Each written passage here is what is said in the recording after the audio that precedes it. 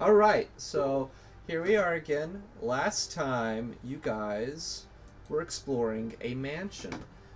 In this said mansion, you found various small dolls scattered around the place, and you found out, at least through visions that appeared as you destroyed each individual one of these dolls, that this place is more or less haunted by the living presence of the youngest son of this family. The youngest son murdered quite a lot of the family and is now hiding out still alive in the basement. You guys dove down there, and right now, as you descend into the basement, you see that the walls are covered in vines. Everywhere around you, it's kind of dark, but there's a little bit of light enough even for a human to see in here. I want everyone to roll initiative as I describe what you guys see in here. Looking in towards the back of the room, the vines creep off of the ground, picking up each of the individual dolls that look like the remains of the family members that were killed. The mother and father stand in the back of the room with the younger sister and brother also there. In the far, far back of the room, hiding behind some pillars, you can see the oldest son, Robert, the favorite of the boy Carter. And the boy Carter, his mangled corpse surrounded by vines and hollowed out eyes, is staring at you. And he says, "You're here to take my parents, my Robert." And here you are. I like I'm that. really weirded out by the fact that it's an actual picture of a boy. That's the You only could have at least stop. done a creepy kid. Yeah, no, this is all I could find. Alright, so you guys rolled initiative. It's Carter. I was so happy. I was like, yeah, this is the best stock photo I could find. Alright, I'm gonna remove Leonardo. I'm going to remove that and Sunvar. We have the rest of you guys. I went off of the page for a second, so when I looked back, it was really funny. I'm gonna draw you guys out a little starting area. Anywhere within this space you guys can move your character to, and then I'm gonna say that's where you'll start from when combat really starts. You've rolled Can you initiative, set describe these yourselves vines up. again? So the vines are everywhere. In the very far back of the room, you can see that there's a large amalgamation of vines, and at the very center of it is the body of the little boy Carter. His eyes are hollowed out, and he looks like he's just flowing with evil. Scattered throughout the room are dolls that are being puppeted by Carter, and the dolls are made of the remains of his dead family members. This is the casket where the burial ground of the family, if you haven't noticed yet. Carter is hiding behind a pillar in the back of the room with his other doll, Robert, guarding him. There are 4 devil dolls in this room guarding before you can get actually to Carter in the back. Alright, everyone rolled. Let me record initiative.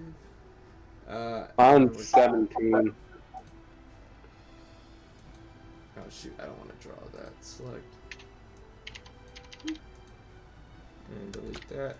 Hina, you're still there. Does everyone have control of their characters still too? Just making sure that you should. I do. Okay, Yes. sweet. Yes. I do not. You do not. Okay, let us. You have control, Dalton. You gotta select your character. Click on him with the mouse cursor. You have 2 characters to control, so. We added Hina's turn, and now we're adding Remy's. We're gonna add. With this high of an initiative add that I have, the 3 initiative rolls that I've done in this campaign have been a 10, 11, and 12. And I have plus 8. Wow. So That's that means pretty I've awful.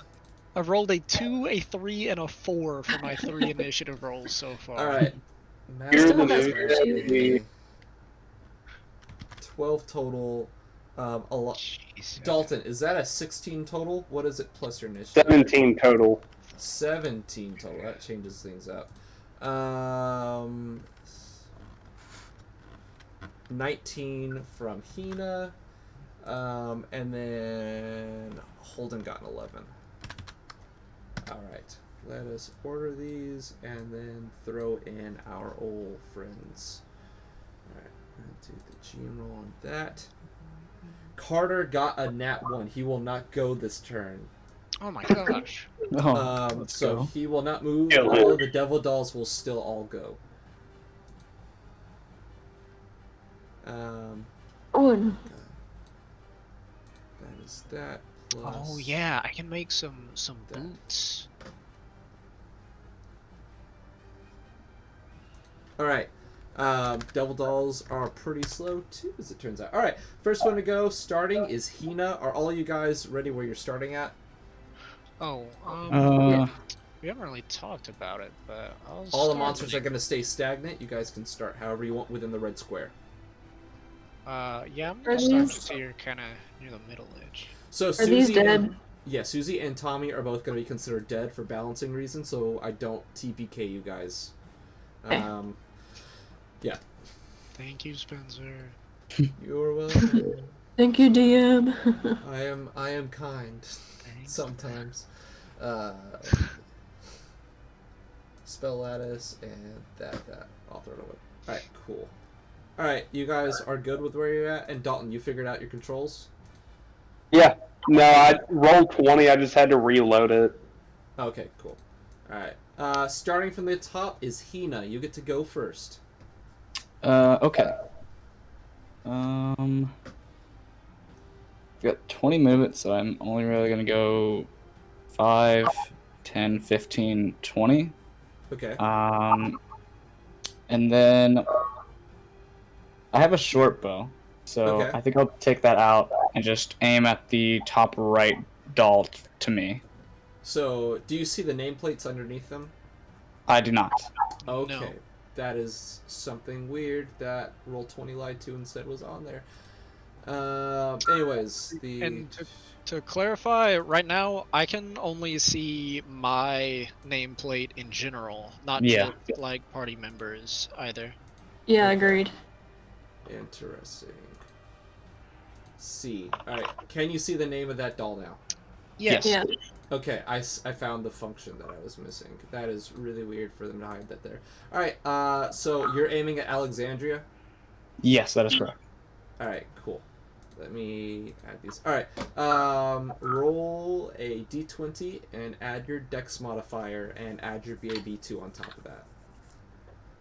Oh You shit. said dex modifier and then add what else? Hang on. There's an easier way also to do this. Mhm. Look where it says, do you see where it says attack and there's melee, range, you can C and B? Yes. Where the total is next to range, add that number to your bow. Okay, got it. Yeah, that'll be it. 22. 22 against Alexandria. If you didn't think, that is gonna hit. Alright, and then it's just 1d6 plus 0 for me, so 3 damage at least. 3 damage against Alexandra. Alright. You shoot the arrow, and it looks like the lips are sewn together, and you hear come from there over there. And that's your turn. Elijah, it is your turn.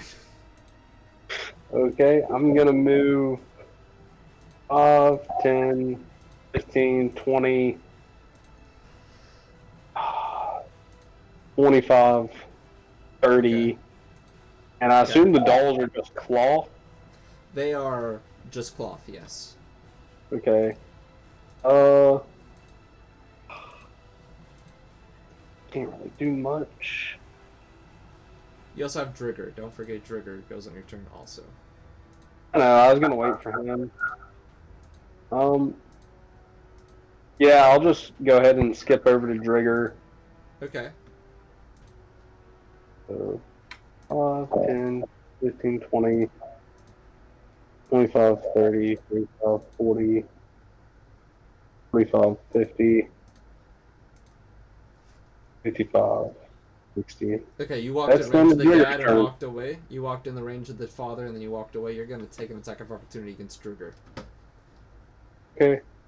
Okay, they're going to go for that. It's going to be a 15. Does that hit Drigger? Let me see. Oh. Animal thing. What You're looking would that AC be? AC. Okay.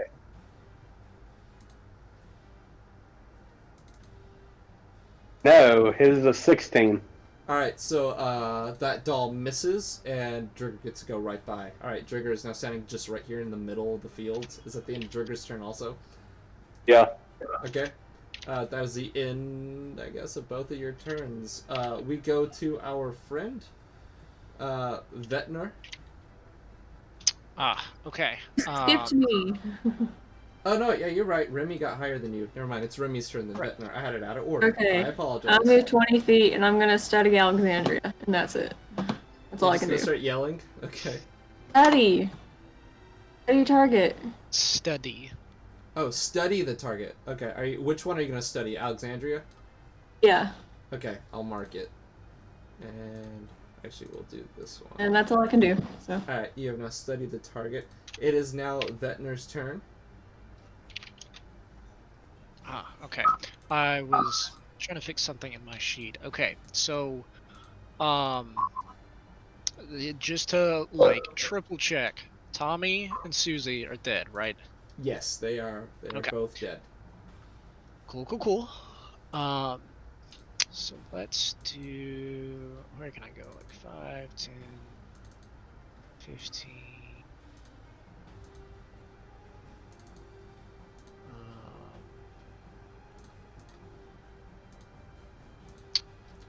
Go like, so me.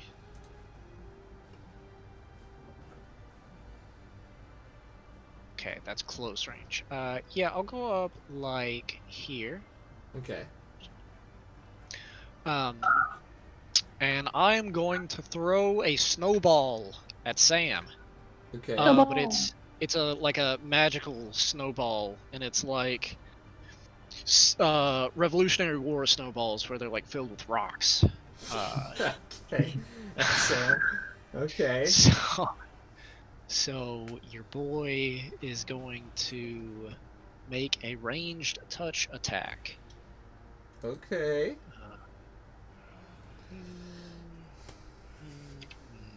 Would you believe that they don't wear armor? That's gonna hit. 17. Fancy. Okay, so that's a d6 per level, and if it doesn't kill, then I need a fort save. Okay. Got a snowball. 13. Sam, describe how you kill Sam. Oh my gosh. It's like the Tom and Jerry cartoons where I throw the snowball and the snowball just like replaces his head. So like the doll's head is gone and there's just a snowball left. You see the And then he vines falls fall over. out of Sam, and he crumples to the floor. Alright. Now, I guess that's the end of your turn. You moved and you did that. Alright, now Correct, it yep. is all of the dolls' turn. So all of the dolls, let's look at this. The range is...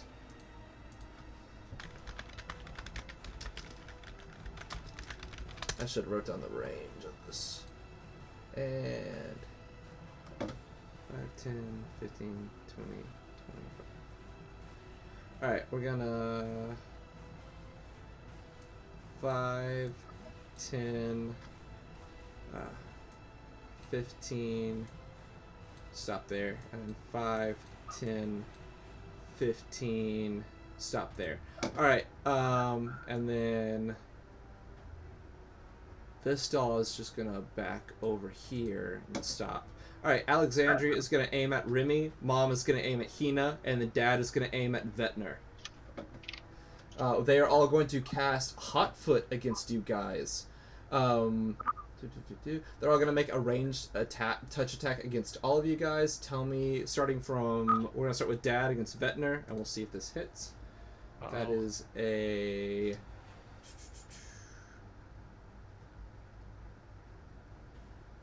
21 against Vetner. Would you believe me if I told you that hits on a wizard? I wouldn't. That is a 10 against Hina for a touch attack. Does not hit. Does not hit on the touch attack. Now we're gonna roll against our friend here at the end. We got a 12 against Remy for a touch attack. No. Okay, so the only one that this does affect is Vetnor. Vetnor, your feet immediately erupt in flames. You're gonna take a D3 of damage. Oh my goodness. That's pretty cool. Oh no, wait, shoot, I did the math wrong. I'm sorry. That should have been a 24 against Vetnor, and then 2 more against Hina. So that would have been a 12 against Hina, and then a 14 against Remy. Does that still not hit? Doesn't hit me. Mine's a 14. Okay, matches hit, so it's gonna hit Remy. So Remy and I thought Vetnor player are... 1. No, it's match. You Yeah, it's changed it, match. Spencer. I did. I want to kill this game. All right. We're going to. You're both going to be hit with hot foot. That means your AC is going to drop by 2 for the next 2 rounds, and you're both going to take a D3 damage for the next 2 rounds. There's no concentration. It just happens. So this is the damage against Vetnor, 2 damage against Vetnor, and then 1 damage against Remy. Okay. That is the end of all their turns. Carter begins his turn. He does not know what's going on, so he's just going to sit in the back of the room and just kind of scream. He's just going Real quick. like that. What? How much damage did you say that was? You to took me? 2 and Remy took 1. And then Subtract 2 this from is your just total AC. Oh, so none of it is health damage. No, it's AC damage. Okay. For 2 rounds. Is there a place on the sheet for like temporary AC change? Let me open up your sheet and I'll show you where. Usually you can put it into inside dodge or any of the open ones. Yeah, I see. Cool. Yeah. Cool. I got you. Yeah. Gotcha. Yep. All right, and that is the end of that. It is Hina's turn. Okay. I. The kid.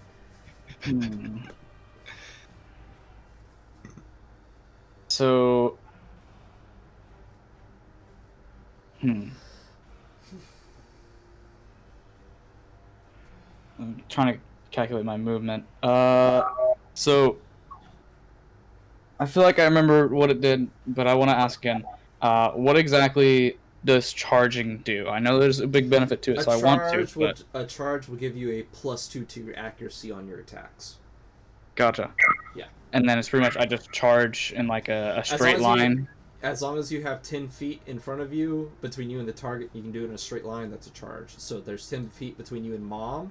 There's 10 feet between you and Dad, and also Alexandra. So you can charge any 3 of those, and you'll get the +2 to your hit. And I won't get an opportunity of attack against me if I charge into another enemy's range, correct? So you're not going to be in range. If you, like, hit here, you can hit them. If you hit here, you can hit them, and you'll take no AOO. But if you do... I'll say since you're just entering it, you're fine. But you're not entering exiting. It's the exiting that's where the problem is. Gotcha. Because what I was wanting to do is move... Oh, hold on, let me switch to select move. I wanted to move 5 feet here, and then charge my remaining 15 to here. Would I get an opportunity attack against me by either Mom or the Dad?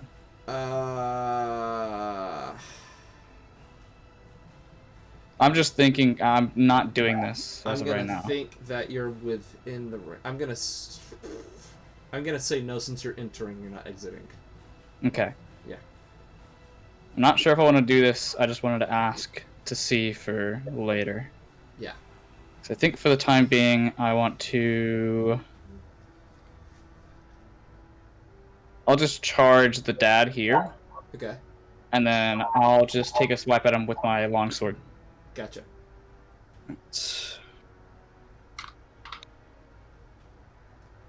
And then it's a +2 to just the accuracy of the attack? Yeah, it'll be an extra 2 on top of your accuracy. Nothing else Cool. to damage. Yeah. Well, shit. It's a 9 in total. That's a 9. You swing at the Dad, and it goes right over his head. And the vines just push his head down at the last second, as if it's breaking off, and it's put back together, and it looks at you. And it goes right at you. And that's your turn. Yes. Elijah, it is your turn. You and Drigger. I Drigger has been all alone, separated from you. Okay. I am gonna take a footstep, Okay, and I'm gonna stab him with my scimitar. go for it.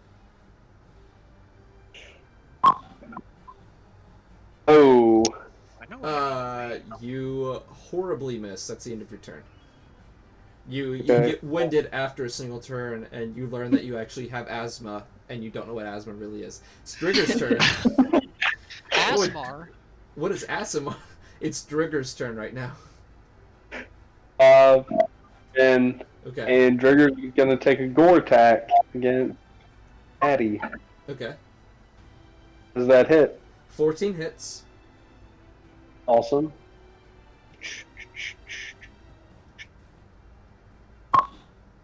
Plus 3, so 11. Describe how Drigger kills Dad. He just headbutts him in the head, and his head bursts like a zit all over Hina. Oh, Oh, great. I didn't know what the analogy there was gonna be, but I didn't expect zit. There we go. Dad is now dead, and that's the end of Drigger's turn. It is now Remy. Dad Remy, is your feet dead. are still on fire. But can I move?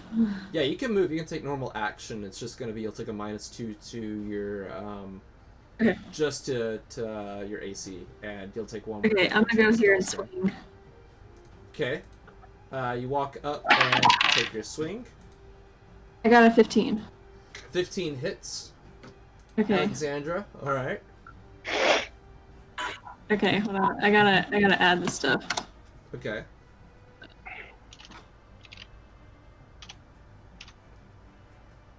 It's not a d20. Hold on. I'm doing the advanced dice roller. Okay, I gotcha. there we go. So a 9. All right. 9 damage. All right. 9. Kill Alexandra. How do you destroy her? I just go straight in half in the body, like cut, slice, done. And Alexandra just screams, dying, just like that, and she just falls in halves. All right. That is the end of your turn.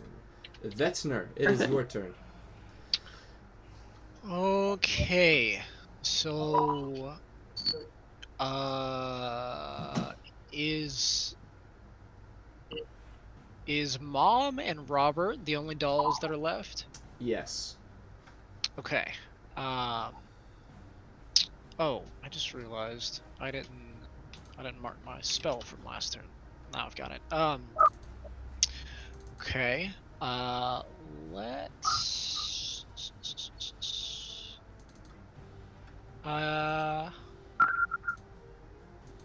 I think I'm gonna do the same as last time and throw a snowball at Mom. All right. You throw a snowball. Roll a ranged touch attack. Flipping. 17 hits. 17. Let's see how you kill it. 3d6. Describe that's how you 10. kill it. Oh man, this time instead it's more like a cartoon when you get hit by a cannonball, where it like goes through your stomach and then like and then all the vines burst out. And, blah. It goes bleh. Okay. All right. Mom is now the dead. You've now killed Mom. All right. You did a ranged touch attack. You still have a move action or something else you can do. Yeah, that's true. I guess. Are there any other like small spell? Is it very dark in here?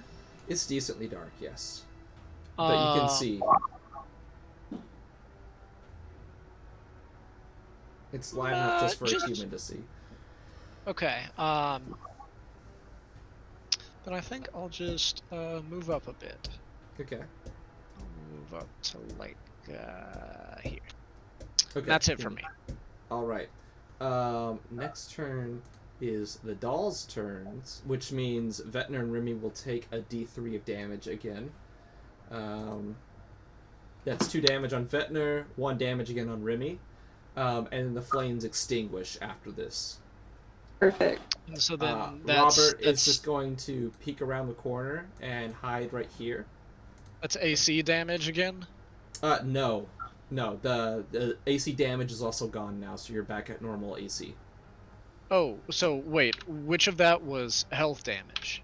No, like HP health damage. It was 2 damage both times to you, Holden.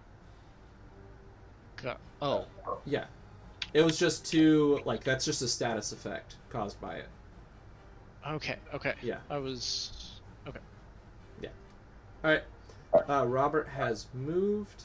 It is now Carter's turn. Carter is now, at the start of his turn, he's going to roll a d4 to see something happens. He got a 1. Maybe that's good. You see vines entangle around Sam, and Sam is alive again. Oh. Carter is now going to take...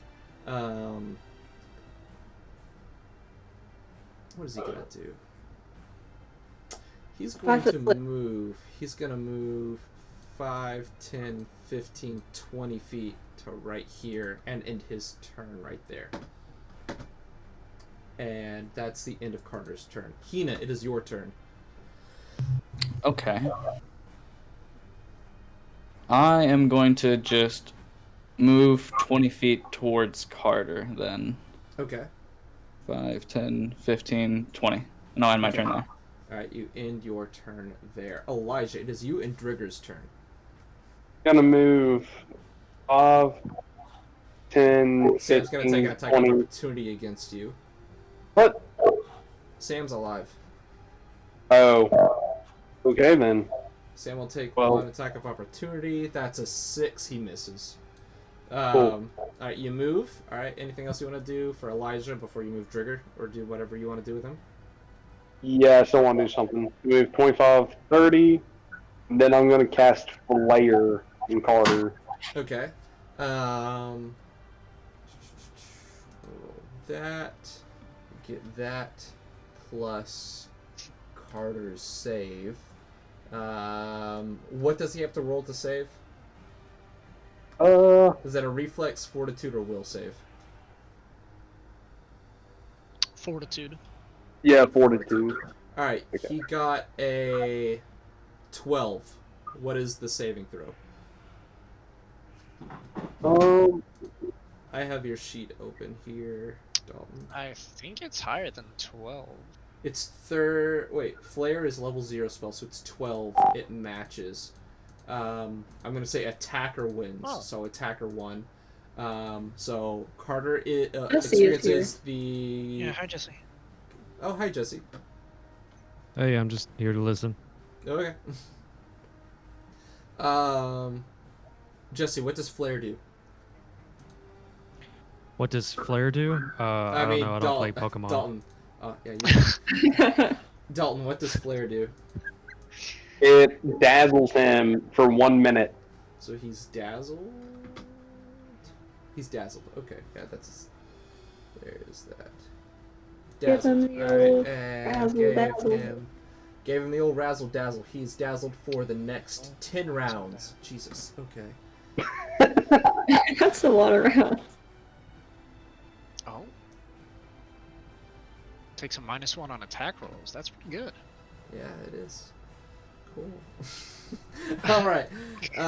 We go now. That's the end of Elijah's turn. It's Remy. Oh, Drigger's moving too. I forgot.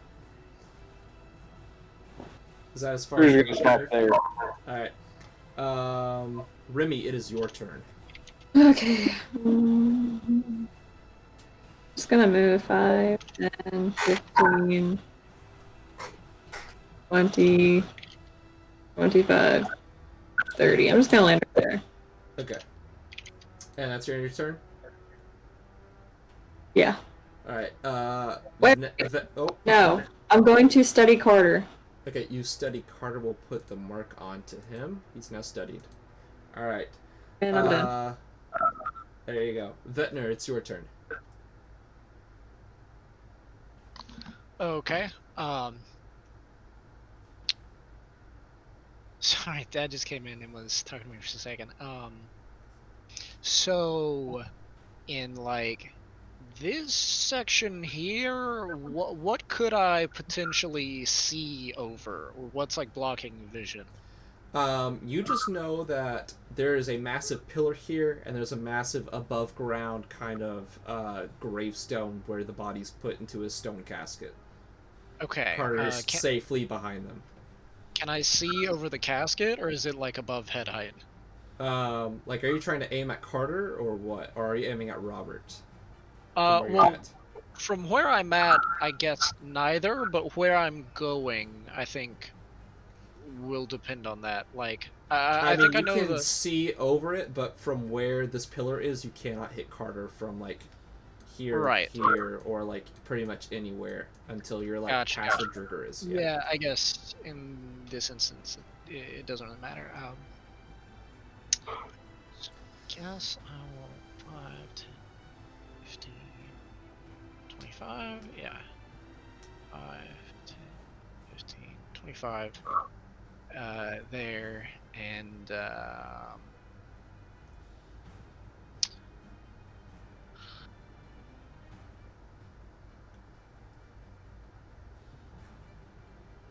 maybe I don't want to use all my level 1 spells yet, so he's already dazzled. For the moment, I'm just gonna do a Ray of Frost. Okay. So that's still a ranged touch attack.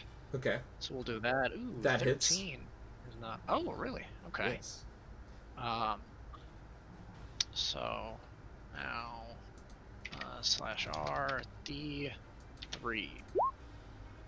That's 3 points of damage. You see some of his tendrils start freezing off the sides of him, and he goes, "No, no, not this, no!" And that is his turn. Yes.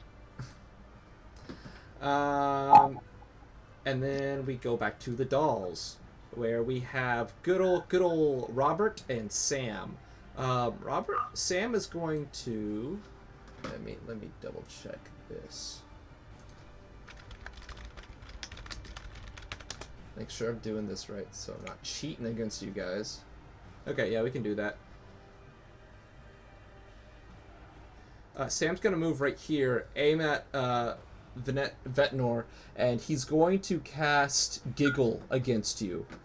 You have to roll a will saving throw.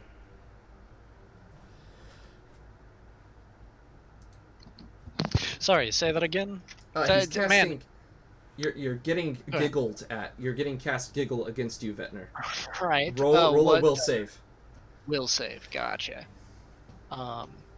Eric Clapton is performing Purple Rain on TV in the other room, so I was. You were distracted. Yeah, we're here for just a second. Oh! I'm a giggly little boy.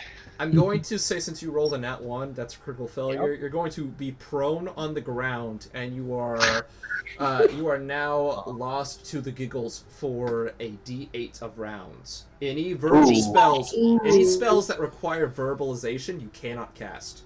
2 rounds. That could be way worse. For 2 rounds, you cannot cast any spells that require verbal components. Okay. That it's Sam's turn. Robert is going to move 5. That icon means rolling 5, on the floor laughing. 10, 15, 20 feet, and he's going to aim. Well, I'm going to say the pillar's in the way, and he's going to aim at Remy instead. He's going to cast our good old Hotfoot again. Oh my gosh. Just keep aiming at Remy. That hits. It's a 23 touch attack. Yeah, so you're going to take a d3 of damage and then -2 to your AC. Okay. You take 3 damage from your feet being on fire. You just see this creepy, bloody doll just kind of wave its hands at you, and they kind of spark, and then your feet just catch on fire. I wave hands back at him. And your feet catch fire, and you just wave at him. He gives you the middle finger. Whoa, uncalled for. It is Carter's turn. Carter is going to roll another d4 at the start of his turn. It's another 1, so Dad is going to be resurrected. What? Dad is now rezzed. Rezzed. Yeah, it is now Carter's turn. Carter is going to use his one special ability against Elijah now, who's standing at the front. He's going to roll a ranged touch attack against you. Hey, go for it.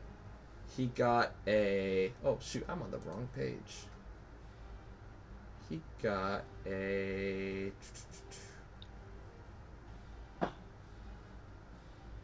It's a... I'm doing my math wrong here. Oh my god. The anticipation. Does a 13 hit? Oh my gosh, it's a 12. Yes. Okay. You see one of his vines lashes out from out of his sides. It rips out of his guts where his intestines should be, and it comes at you. He's going to roll a combat maneuver check against you to do a pull action while also hurting you. So it hits. We're first going to roll damage. Okay. It's a 1d6. So that's max damage. It's going to deal 10 damage to you, Elijah, and then you're going to be pulled. He's going to try and roll to do a pull action against you. That is a 13. Does that beat your CMD? I don't know. No, I have a Alright, 6. your CMD is safe. He tries to wrap his vines around you, but at the last second you're safe. And you just take the 10 damage. Ooh, okay. That is the end of Carter's turn. Hina, it is your go.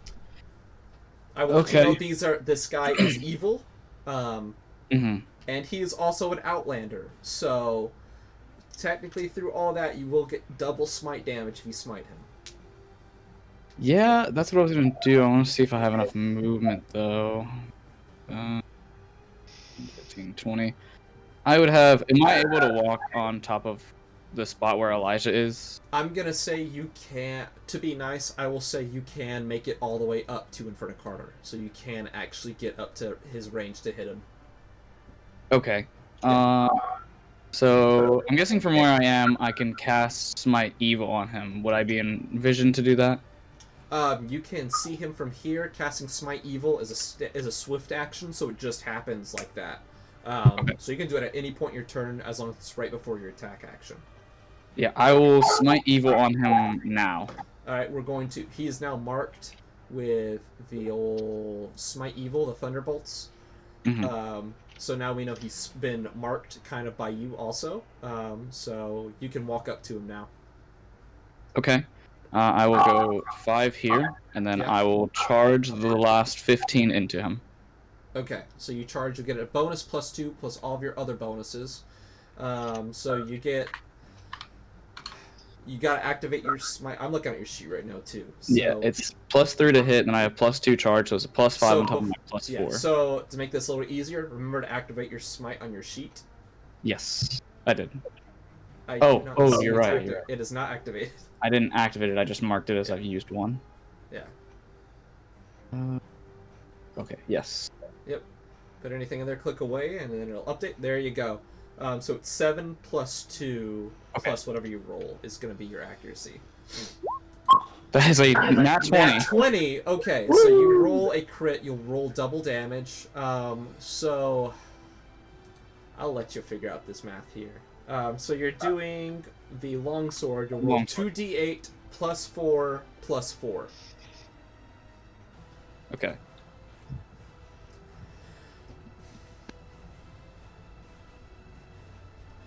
So it'd be 2d8 plus 8, you said? Or yeah, 2d8 plus 8.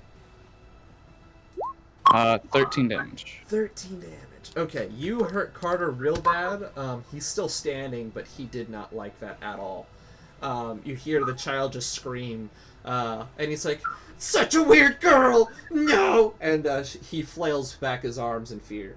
That's the end of your turn. Elijah, it is now your turn. You and Grigor. I'm going to move 5, 10, 15, 20. I do that?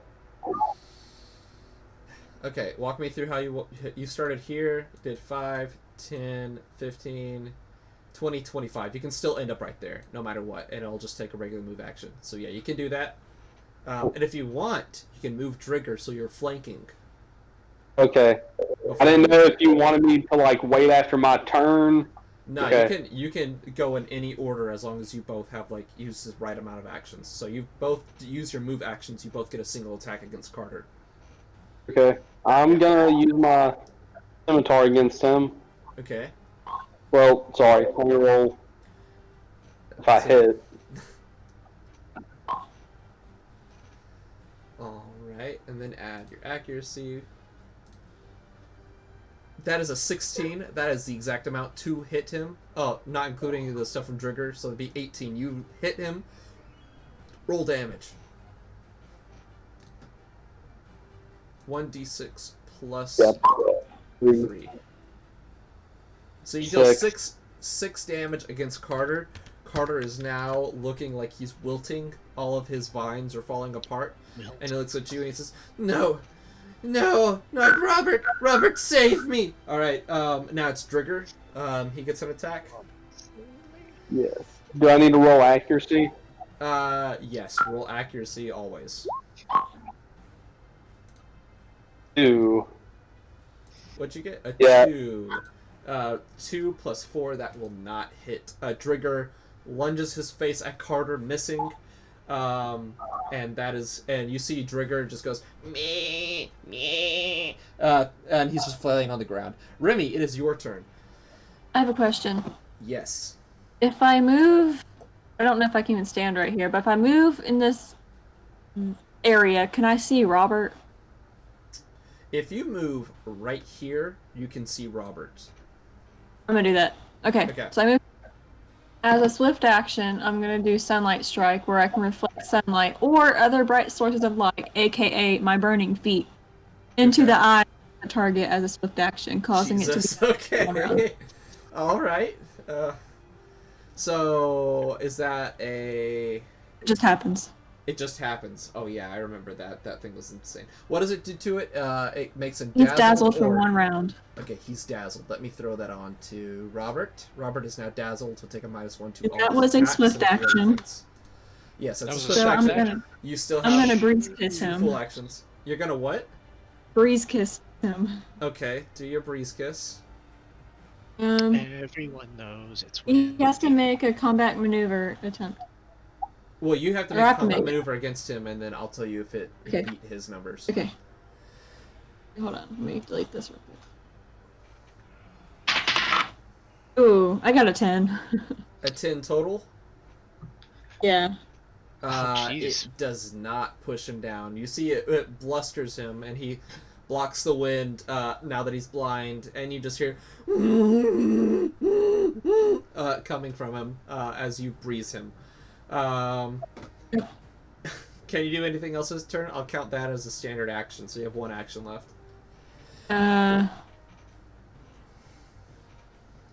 Not really, unless I move. But I can't really walk right here, can I? I'll be nice and say you can crawl through here. And you actually end up right here. Remy can't crawl. She can't do tight spaces. Remy can't deal with the tight spaces. Okay. No, so she's just gonna move back over here. Okay, cool. Hey. Alright, our friend who's laughing, stuck on the ground. You can stand up, you can move, you can do melee attacks, you cannot do anything else that requires verbal commands. Well, I will, yeah, something about living in a society. I'll take my 1 action to stand up off the ground, because that was really cool. Now, to look through and see, I'm gonna be completely honest, I don't think I have a single spell in my spell book that doesn't have a verbal component. So... This is the best outcome. So...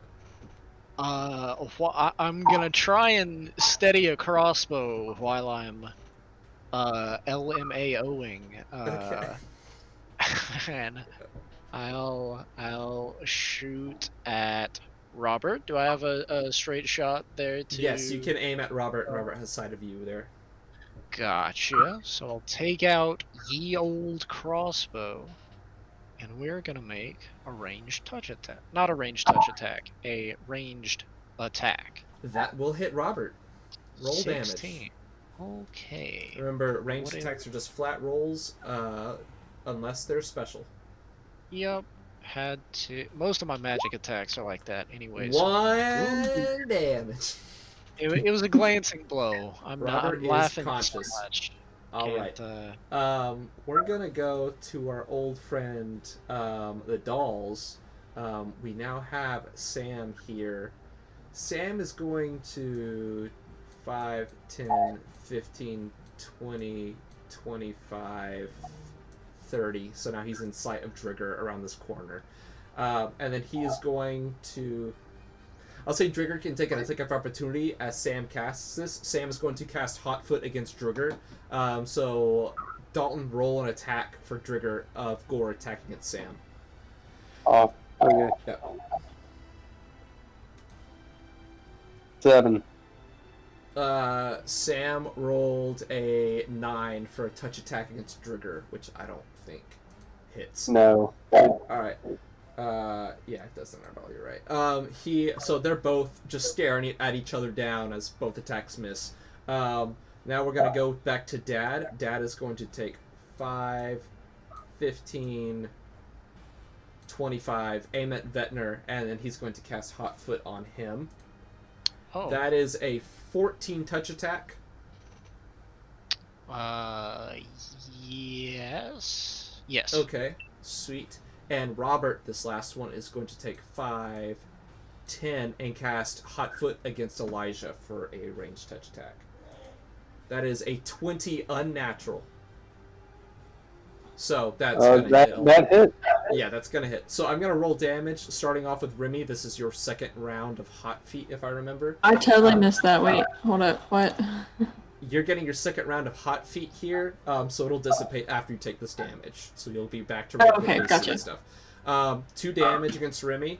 Vetner, Okay. It did hit, correct?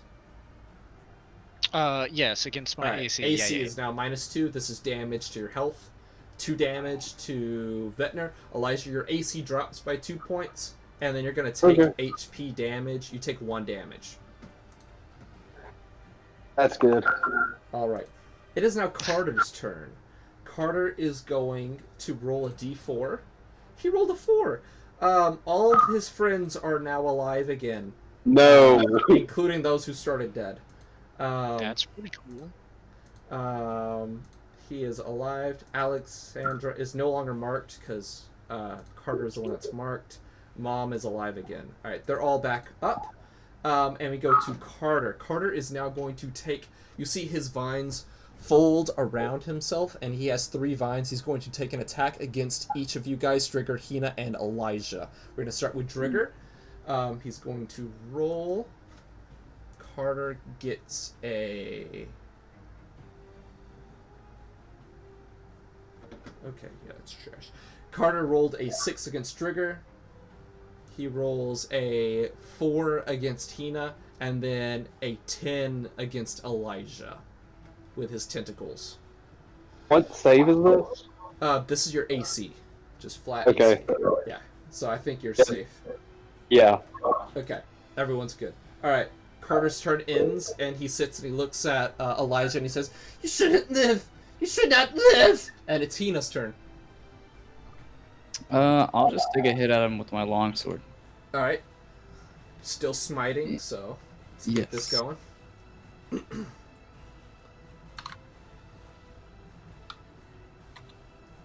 That is 10. 10. You swing down against Carter, and Carter's vines actually block the hit, bouncing it off.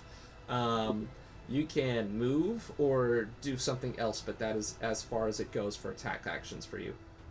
I will just stay here and have my turn. Alright, Elijah, it is now you and Drigger's turn. I'm gonna try to hit him with my sword. Okay. Does a 16 hit? A 16 matches his AC, so you hit. Yeah. You would also add a bunch of other stuff, but 2 5 damage. 2 plus 3, that is 5 damage against Carter, our friend. Elijah, describe how you kill him. Describe how you kill your second child this game. It's my favorite. My sword just slices through the grass, and I look back. I'm like, I'm a damn good weed whacker. So Carter dies. You see that his body crumbles in front of all you guys, and you just hear him say, "No, no, I have so much more to do, so much left. The Varden, I hear his call. No!" And you just see he just wilts away, and all the vines in the room dissipate all around you guys. And as everything falls apart in this room, you can also see what looks like faint spirits floats off of all of the bodies of the puppets off into the sky, and that's all you see.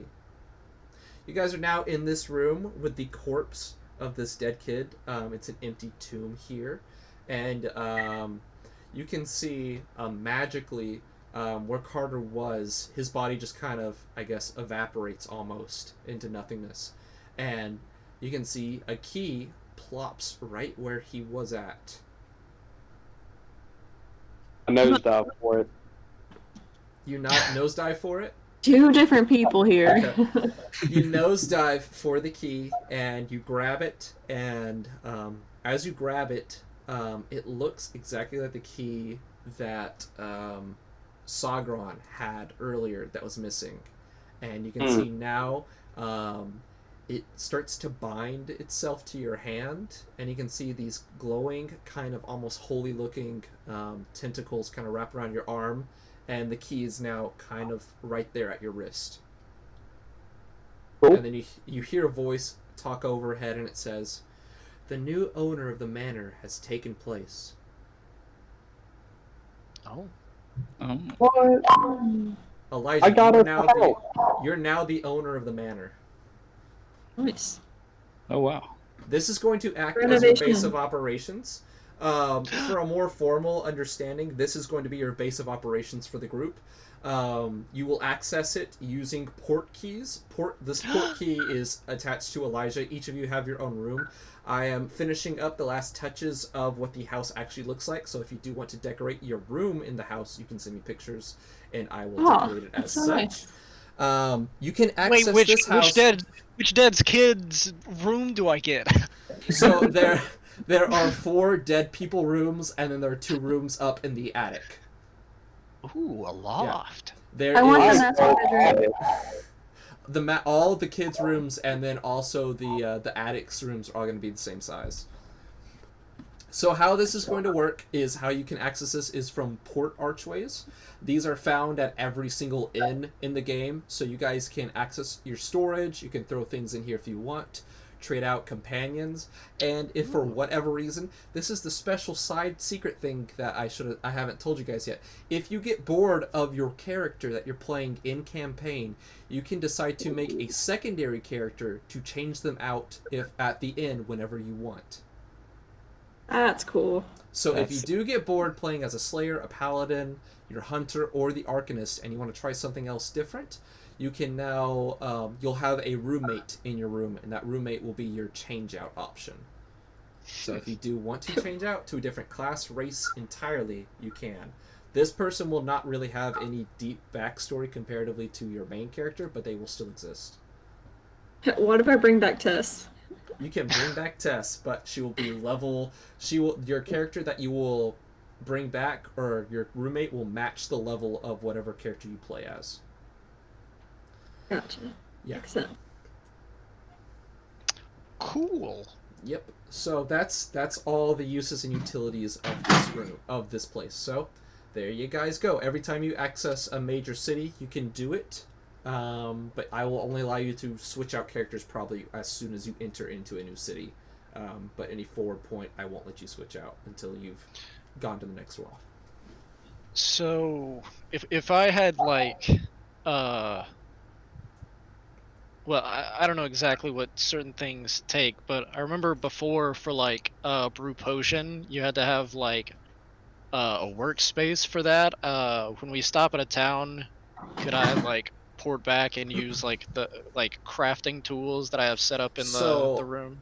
every time you access the inn, if you have an alchemist workshop in your bedroom, then you can use it. You can use all of the supplies you have here. This is your storage closet and safe space that no one can access. So this is all for you guys. If you want to do like random stuff like that, you want to prepare potions, etc., etc., this will kind of also act as your bag of holding that's not portable. It can only be accessed when you're actually at the bar or the inns where the porthole is at. So there you go. You got a whole massive living room study, you got the massive kitchen, and then your own bedroom. So I'll get you that I'll have that done next week so you guys can decorate however you want.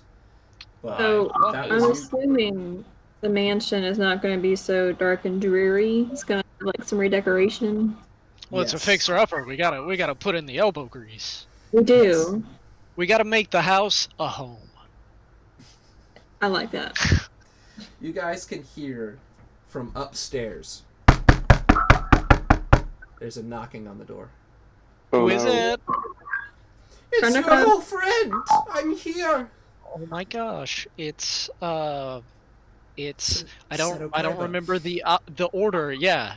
Kaiba Seto is for the old the normal folk, for all the citizens. They're Kaiba Seto.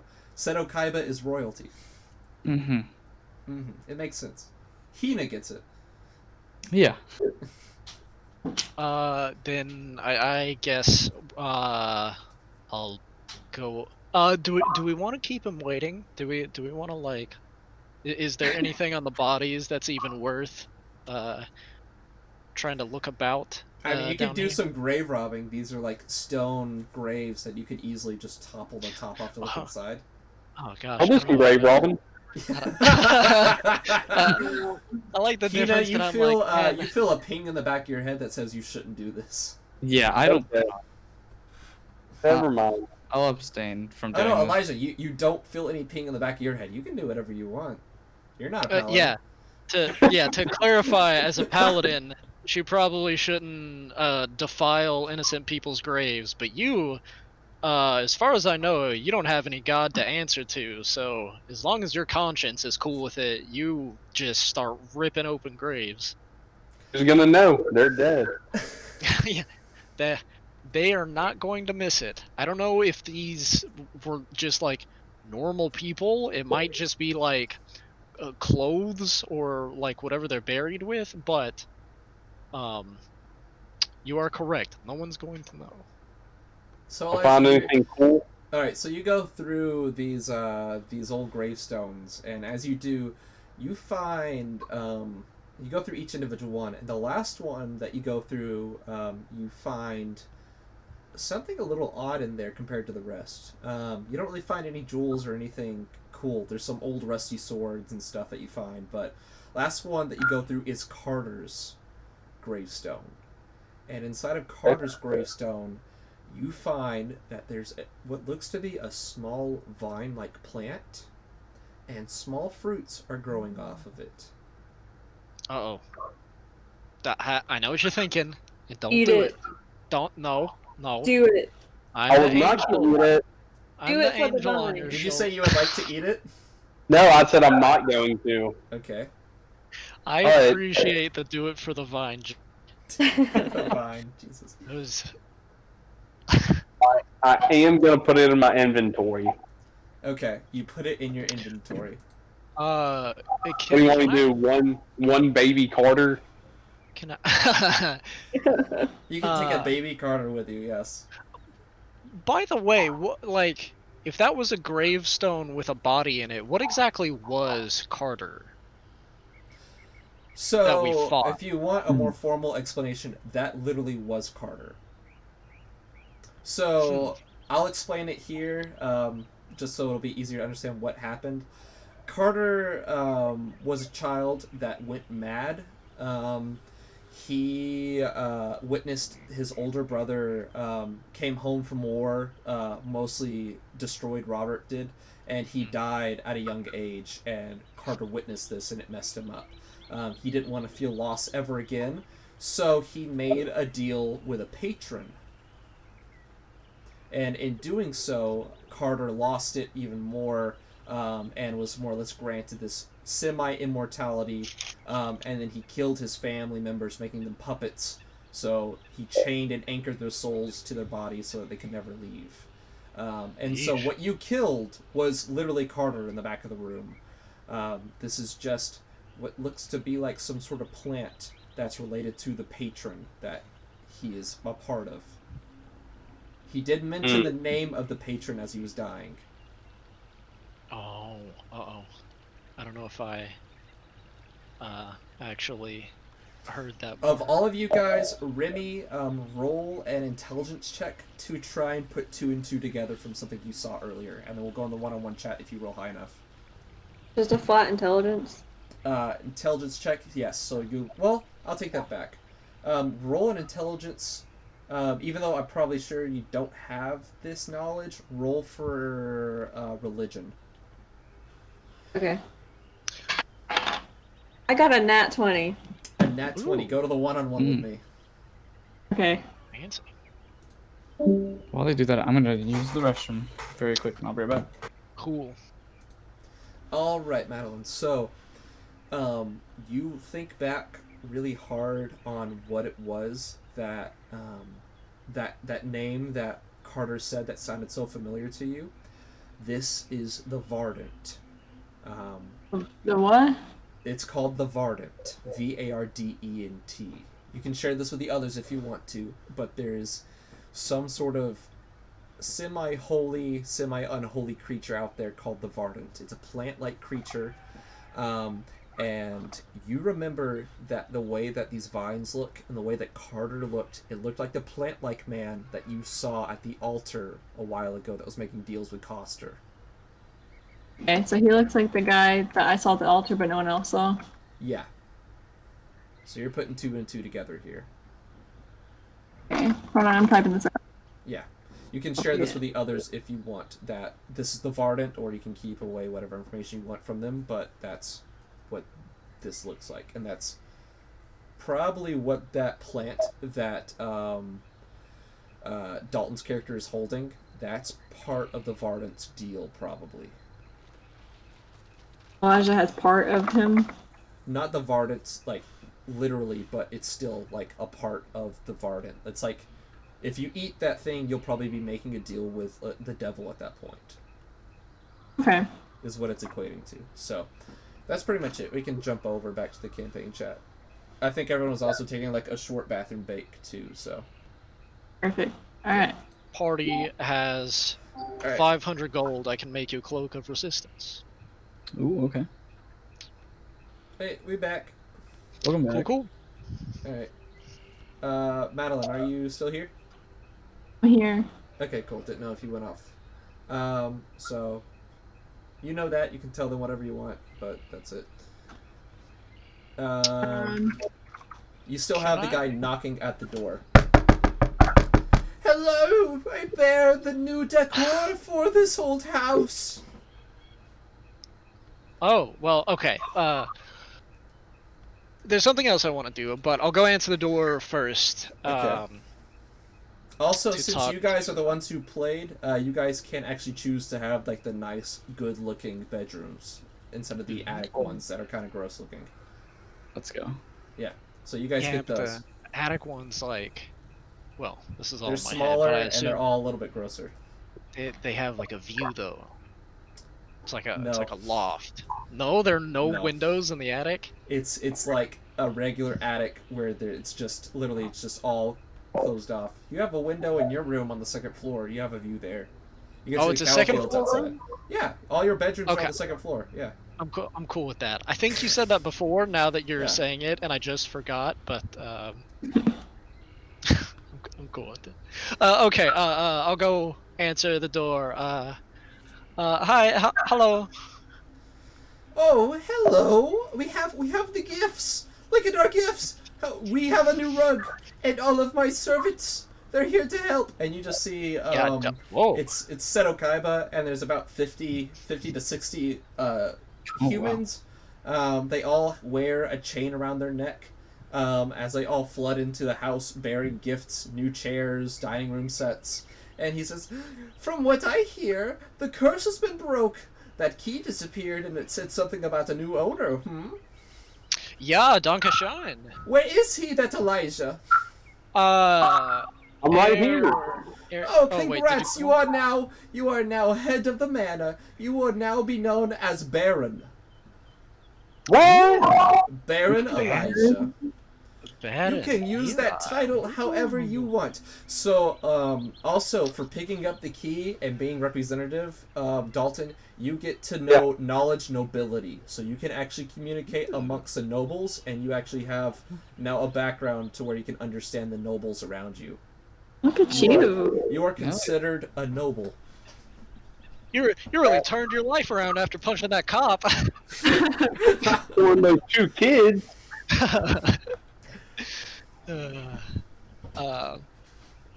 So what exactly are all the things that old Seto brought in? Pretty much, it's just cleaning up and redoing anything in the house so it doesn't look spooky anymore. There's some gardeners outside. It's just refurbishing basically the whole house. All the old gross furniture is being thrown out into a big pile being burned outside, and it looks like family antiques. All the old family paintings of the 8 people are being burned outside. Burned? Yeah, they're just destroying them out there. Goodness. He looks at you and says, "Oh, do you want to save any of these?" I didn't ask. I mean, this is the last one. It's one of the largest paintings.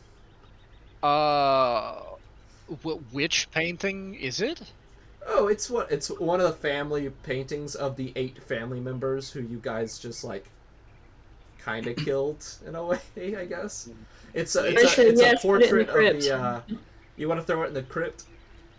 Yes, put it with the tombs. Okay. Oh, okay. Put it in the crypt, young child. And you see this little kid's just carrying this massive portrait downstairs by himself. And he says, He's "All probably right." so scared. He says, "All right, and now we will decorate the rooms." And so he does decorate each of the rooms for you guys. So I'll say you guys can send me pictures of whatever you want, and I'll use that to actually build your own rooms for the house. And however you want them to be built. You guys are all 4 will be on the 2nd floor and have your own bedrooms. So. What do you mean by you want us to send you stuff? Go find pictures on like Google Images and then email me pictures of the stuff that you want to be in your bedroom. Or you can even just throw it in Discord, and then I'll just throw it in there for you. I'll give you control of your stuff for your bedroom, and then you can literally just move it around to however you want it to look like. Cool. Yeah, so once I'm done with that, I'll put a message in Discord, and then I'll actually drop the little player tab so you guys can actually see the like what the everything looks like, and so you guys can actually like edit it throughout the week as long as I just keep throwing your stuff inside your bedrooms. So Seto Kaiba says, "That's good enough for the decorating. I'll be off now. Anything I can do for the lot of you?" No, I think that's good for me. Well, all right. Well, I'm on my way back to my living abode. Carry on with the rest of your lives. I'm sure we'll be good friends, young Baron Elijah. I'm sure we will be, good sir. Yes. You can call me Lord. I am the one who rules over you. I rule the entirety of the peninsula, if you didn't know. Oh, you're quite powerful. Just the southern peninsula. I don't rule anywhere near the capital or the main Red Dragon lands, but I do rule here. Anyway, I will carry on to go ride my horse and play croquet. Goodbye. Ooh. And so he goes on his way. Since you're a baron, do you get to play croquet and ride horses now? You guys can look out the backyard. You can see there's actually a small croquet course out there. That's just been left. There are no horses, but there is a croquet course that's just up. Well, we shall be playing croquet after dinner. All right. So, you guys are now left alone in the house. You guys can take a night's rest if you want, or do whatever you want right now. You can go in for shopping. You can do whatever you want before anything big is going to happen in the next day. Now. Wait, what? Say that again? So I don't have any plot points until the next day, so you guys can do whatever you want until then. You guys can just take a full night's rest. You can go shopping, do whatever you want right now. I would like to sell my antlers. Okay. You can roll a diplomacy check to see how good you can get money on those. They're 9 points, remember? Yeah, 9 points, so they are pretty rare. Let me see. Oh, well, I have a +0, so let's just see how this goes. Alright. 18. 18. Alright, I'll say you 19. make... 19. 19, okay.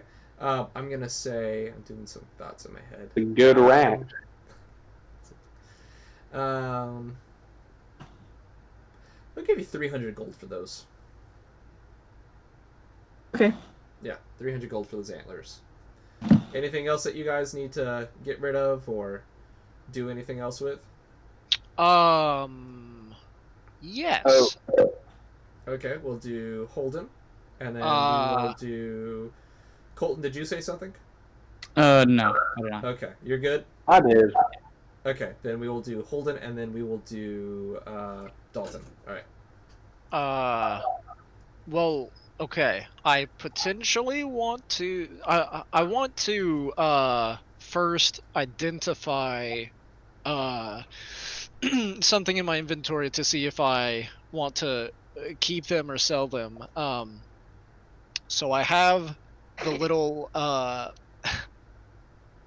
the little cat dragon eyes.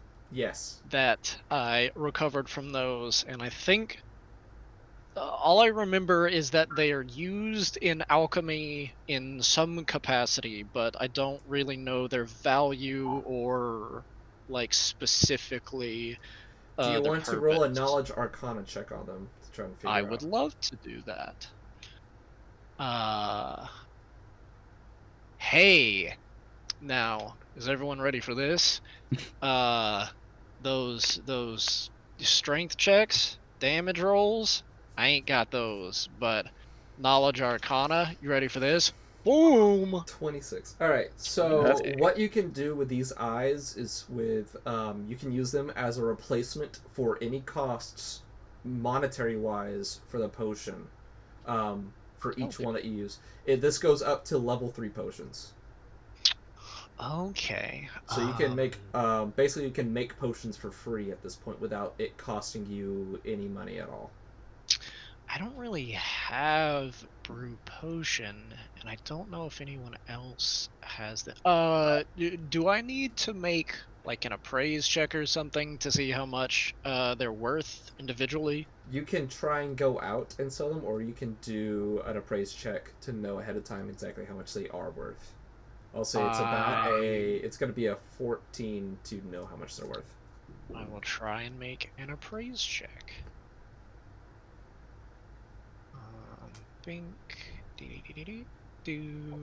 Okay. 16. You could probably get away with selling them for 100 apiece. 100 apiece. Okay. Holy cow. Okay. Yeah. I can't brew potions, and I feel like potions are more useful to a divine caster making cure potions and the like, so I think I would like to sell those, and I don't really know how much time is left in the day, but if I have time to make a wondrous item, because I'm just itching to make something. So for everything that you're doing is you appraise the eyes and then you're gonna go sell them. You also had a fight this morning, and you also talked with everything from last session. It's already late in the day. I'm gonna say you can either sell the eyes or you can make one item, and it's up to you. You can't do both before tomorrow. I fully expect the answer to this to be no, but could I give them to someone else to go sell them, and then hopefully they will bring the money back to me? If they want to do that for you, sure. Eli, are you going to the shops? Are you going to sell stuff? Yeah, I am. All right. Um, I will ask you to do something for me, and I can. You know what? Since you're the one doing it for me, I'll make a magic item for you. Cool. Would you like a bladed belt? Something. Wait. I made of. Yeah, I don't have the spell for that yet. Do you want a cloak of resistance? How about you owe me one, and whenever you're able to make me the bladed belt, you'll make it for me. How's that sound? Sure, Cool. I can do that. Does I think I am going to make a cloak of resistance, and I'll figure out who gets it afterward. Okay. Um, so, okay. Man, I haven't done like any of the German thing like all night. All right. Mein Freundin, Eli. Do you have any kind of haggling skills? Haggling? Yeah. I actually do have a really good charisma. Okay. Just don't. All I mean is don't let them lowball you.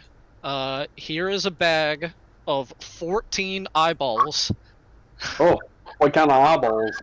Uh, uh, small tiny dragons. Okay. And they're worth 100 apiece. So I'm expecting 1,400 gold out of this. All right, we cool? Okay. Yeah. All right, Sounds solid. good. Thanks, man.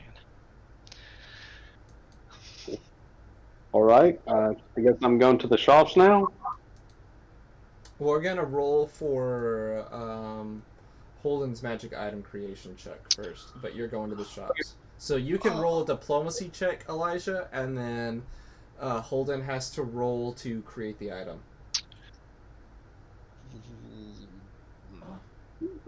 You go ahead and do your thing first, because I.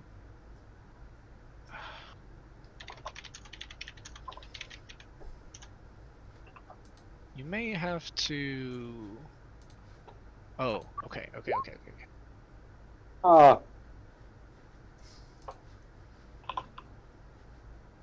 Alright, let me look. What did you roll here, boy? A slash d20 plus 7. Alright. 15. 15. 15's good. You sell them for what they're worth. You get 1,400 gold back for it. Cool. Can I try to sell something else? Yeah, sure. What do you want to sell? I want to sell the little Colt baby Carter fruit. You want to sell the fruit? Okay. The magic bean. Okay. Okay. How much is it worth? You look inside of your bag, and the it's gone. Oh. No. Okay, I'm done then. Okay. Holden. Are you ready for your check? I believe it's going to be at least a 16 to make this. I'm trying to check because since. Well. Resistant. The spell required for it is actually a cantrip, and my caster level has to be a certain thing to make it. So. It's usually 10 plus the CL is whatever it is to create an item. And then it goes up by 1 for every plus that you have on the, if it's tiering up like a cloak. So it's 5 plus 1 for the tier plus 10 for it being a magic item. So it's 16 that you gotta roll.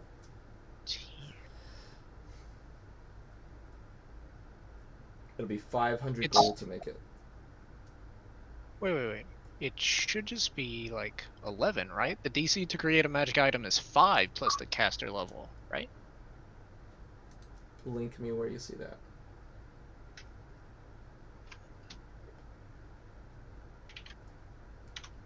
Sorry, I didn't intend for this to take more than like a second. I'll go ahead and find my skill and roll it to try and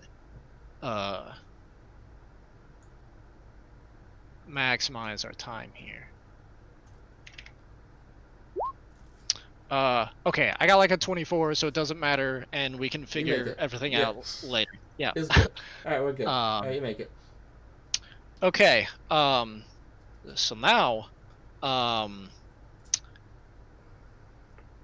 if it takes 500 gold to make this, so, and it would normally be 1,000 to buy it. So if anyone would like to either pay me the creation costs or split it with me or something, I will give it to you. Otherwise, I think for this one, I'm just gonna put it on. Does anyone? This is a cloak of resistance, so all of your saves will go up by 1. How much was it? 1,000? Just 500. 1,000 would be how much to buy it from a shop, but since I'm making it, it's only half that for materials. He just wants to break you. One day I will purchase one from you, but today is not that day. Okay. Then I will wear it on your naked back. Yeah, I can cover up my my chaps.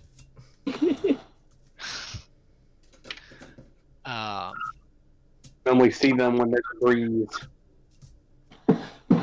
Once everyone is done, I want to buy something. Just throw that out there. So, Madeline, you want to buy something? Yeah. Okay, what do you want to buy?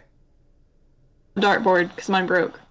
Okay, you can buy one for like 5 gold. Okay, thanks. You got yourself a dartboard. There you go. Yeah. Right. And then, wait, what? She just went to the market and bought one. When did you have a dartboard? During my session 0. Oh, okay. Okay. She sacrificed it for something else. I was just wondering if I had missed that completely. Okay.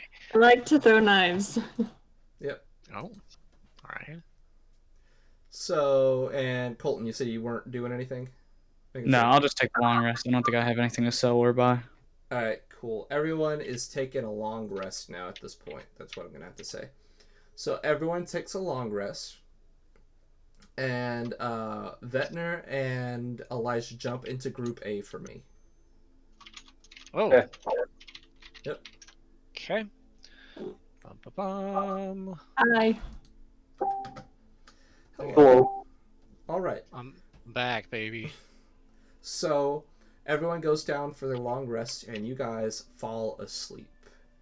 And as both of you fall asleep, you enter into the same little dream state that you guys get to experience. No one else gets to see.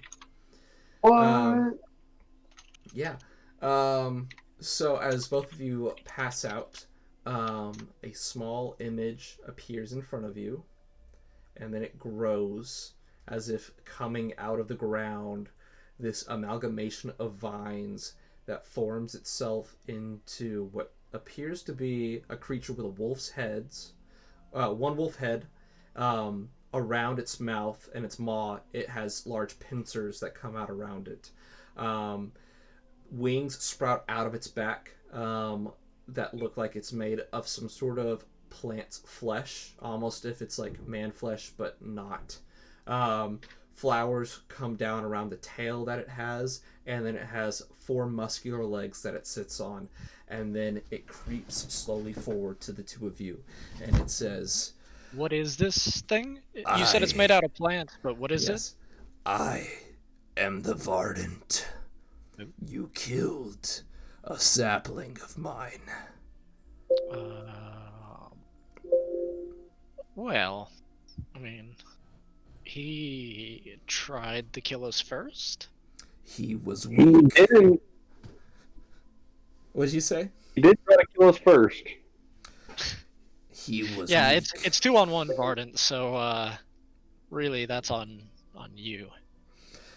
He then leans in close to you guys and he says, I offer the services of a patron. You are stronger than my own creation. I will give you my strength, but in doing so, I will also give you my will. Take of this knowledge as you want. And then he falls away into the darkness of the dreams. So I want each of you one at a time to go in the one-on-one with me. Okay? Who wants to go first? Holden? You? Me? You go first. Okay. Dalton. Cool. You wake up in your bedroom, and you remember this dream vividly, and you can see the plant, the little fruit that you found in Carter's grave sits at your bedside table. There's a little pull for you to want to eat it, and at the same time you don't want to. You know eating of this fruit will be making a pact with a patron. What would you like to do? What is the quote-unquote definition of a patron? A patron is like making a deal with a very powerful creature to get more power. Creature or like demon? Creature. They are not all demons. Okay. So you're making a pact with this creature. You have to follow its will, else it will just revoke everything that it gives to you. And then at that point, you just lose all the bonuses that it gives you at that point when you don't follow its commands. It will speak to you through dreams, and it will give you orders sometimes to do certain things when you're in certain cities. Or if you're passing by certain peoples, it'll also tell you to do certain things then. That might not be exactly what your character wants to do, but it will give you increased power. How this works is you will unlock pretty much everything that exists for one of the witch archetypes without also taking any levels into it. So it's a lot of free spells and feats that your character gains just by eating this, but you have to follow everything accordingly that the Vardant wants you to do. As soon as you break the pact, you lose everything that's according to it. I think I'll pass, but thank you. Okay, that's it. All right, you're good. You can go into the campaign chat, and then I'll get hold. All right, you ready? You can just do it right here. Okay. Okay. You wake up after a night's sleep, vividly remembering the dream that you had.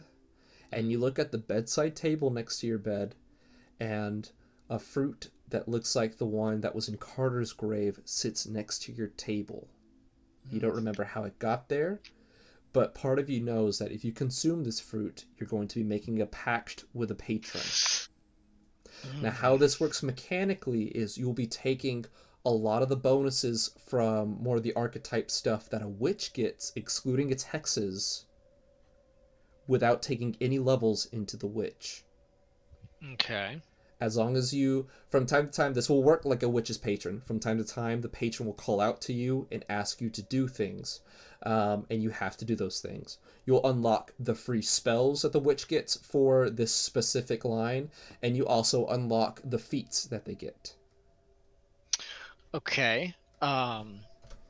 Do I have any sort of knowledge of either of those things, of the bonuses or the the things he would want me to do?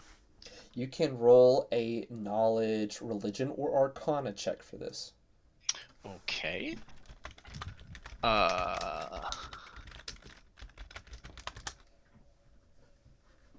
wait, how do I do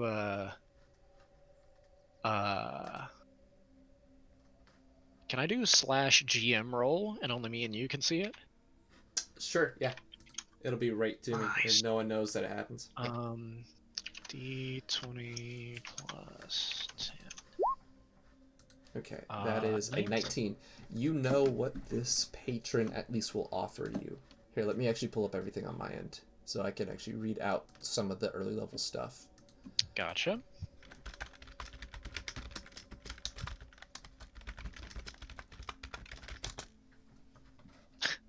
Just as an aside, I'm never really sure which knowledge skills will be used the most, that kind of thing. But at the moment, I think Knowledge Arcana is the only one that I've actually put more than 1 point in, or Got 3. The most points in. Yeah. Um, so I'm glad I've made use of it.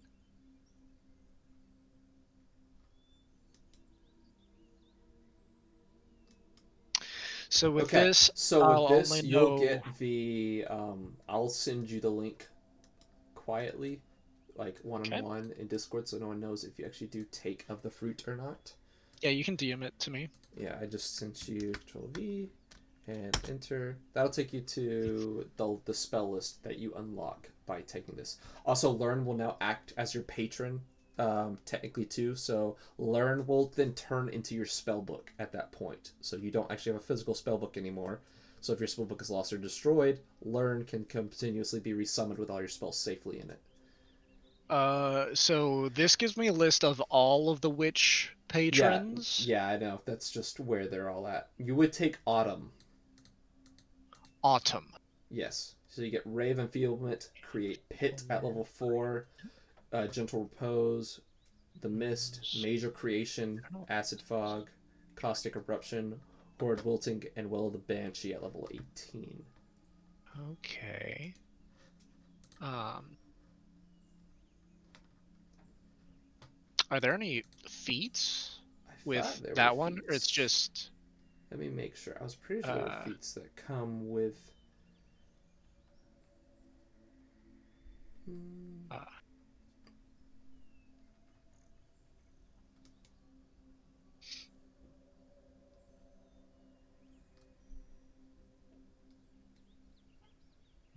Maybe it is spells. I think it's just spells, Either way, actually. Yeah.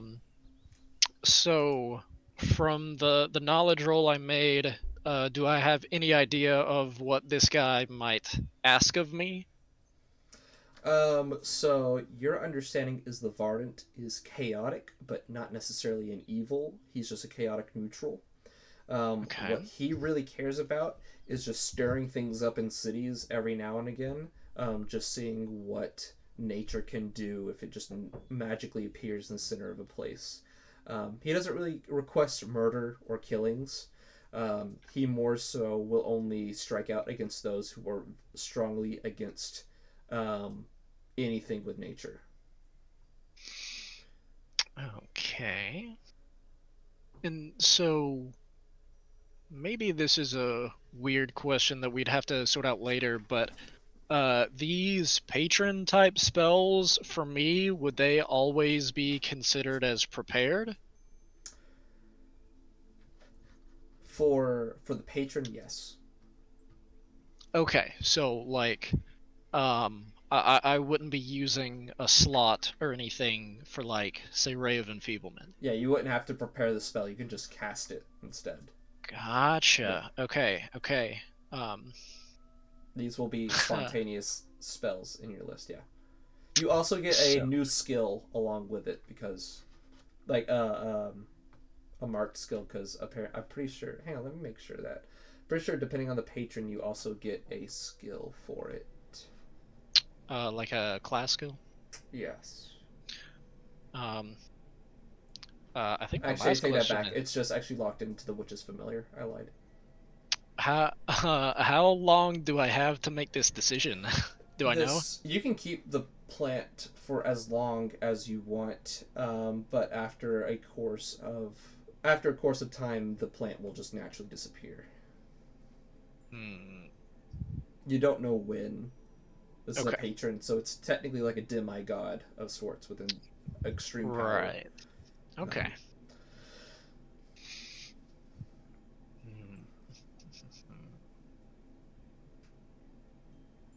Okay. Do we? Should I tell you now, or do we want to just go back with everybody else? You can tell me now, or if you want to still think about it, you have a little bit. I'll tell you once the fruit's gone.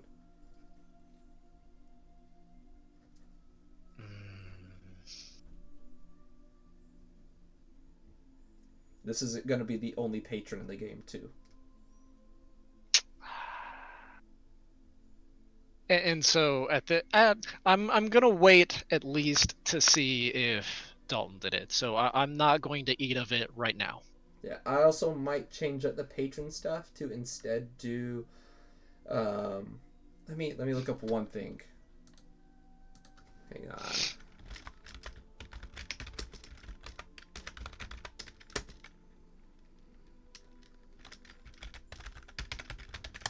I might do this instead because I feel like it's a better deal. Let me see. Which one is it? It is. There she is. And then you get that. That's pretty good, actually. Here, I'll make a different deal with you instead. Because I've been thinking, I was trying to do it one way, but then it turns out I'm just dumb and we probably shouldn't do it that way. Or instead, we're not going to use the Witch's spell list because I was actually thinking of all the stuff that came from the Sorcerer's lines. So we're going to use a Sorcerer line instead. We're actually going to use the Verdant bloodline from the Sorcerer list. And I'm going to link that to you right now. And then Solid. You will get the feats, you will get the spells, and it's going to work like you actually have a sorcerer bloodline on top of this. But all of these things that you take from this will disappear if you break your pact with the Vardant. Right. Yeah. I feel like this is a much better deal, and it's a little bit more enticing, too. You send me the witch patron things again. What the heck, Spencer? Alright, we're going to copy, and then we're going to paste. Just enter. There we go. Dang it! It's the third time. No, wait, that's it. What? What? Is the witch that patrons? Classes base class. What? This isn't the What is going on? I'm on the Maybe bloodline. It's not. And then did you actually copy the link? Maybe the Control C just didn't work or something. Yeah. No. I copied it and it said witch's bloodline in the HTML line. Verdant bloodline load. Okay, there it goes. It finally worked. I don't know what that was. That was really weird. Paste. There we go. Yeah. Okay, there it is. Verdant bloodline. Okay. Yeah. I'm just gonna look through it some because I just don't really want everyone else to wait on us. Yeah, I'll let you know how this will work. Is that you get to choose whichever one of those feats that's listed you can take. You can take. You'll take all the spells. You gain the knowledge as well that's listed there. So you gain knowledge nature, and then for the bloodline powers, I'll say you will also get those. You'll get everything from the sorcerer bloodline actually if you take the pact. And that's how I'm going to run any patrons you guys run into, or if you want to. They'll offer everything from the Sorcerer's Bloodline to be added to your character without it being added as a level. Okay. Well, I'll look over that. We can go in the other thing. Yeah. Gotcha. All right. Hello, I'm back. Welcome. Time for me to mute. You don't have to mute, but okay. So, you guys had a good night's sleep. And then after that, you can hear outside is a woman. She's sitting on your steps, and she's just crying. It's a human woman, and all of you guys can hear it from inside the house. What would you guys like to do? Run to it. Hina, I'll say you're the first one awake, actually, in this encounter. Is there like a window or a peephole that I could look out and see if there's an actual person there? Yeah, you can look out and you can see that there's some lady on the front porch, and upon closer inspection, this woman looks like one of the servants of Seto Kaiba. Oh no. Okay. I will open the door and just kind of ask what she's doing here and who she is. So you walk up to her and ask her that, and she looks at you and she's sobbing and she says, "They killed Master. He was murdered in his sleep. He had no chance. He was such a good man. He's dead. We don't know who killed him. I just thought you people were his friend, and I know that you somehow cleaned out this place. I thought you could avenge him or something. I don't know. Will you help us?" Yeah, of course we'll help you. Here, come inside. I'll gather everyone around. Okay. She goes inside with you, and I guess you wake everyone up to come downstairs, and you relate. What do you say to everyone, relaying them about what she just said?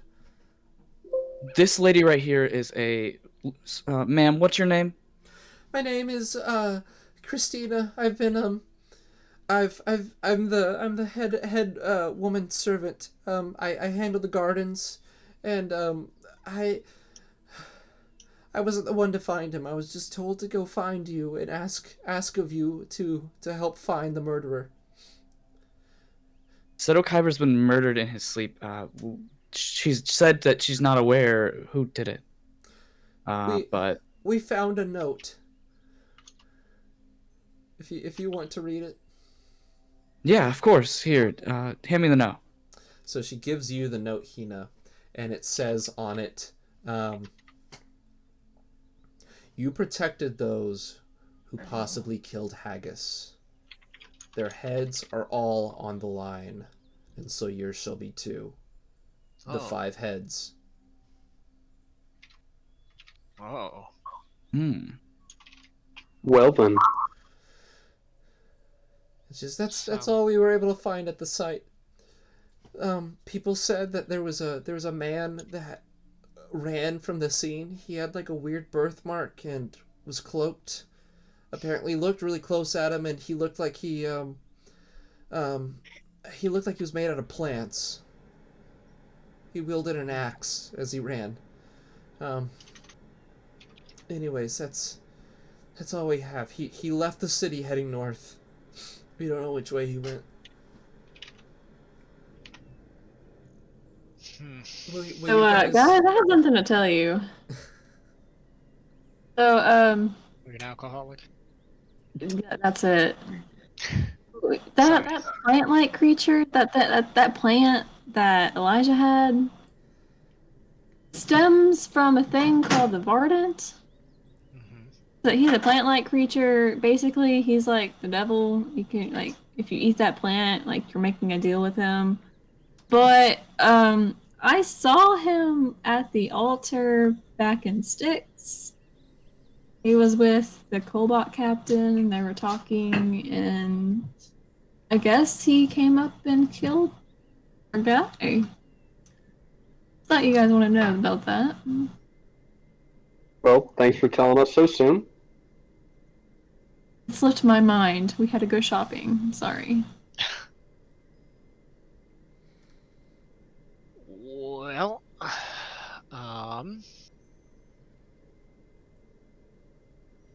funny story, I guess. I may have had some funny dreams relating to that. And I got one of those fruits. So I Did you eat it? I don't know. What's it matter? I don't know. What does it matter?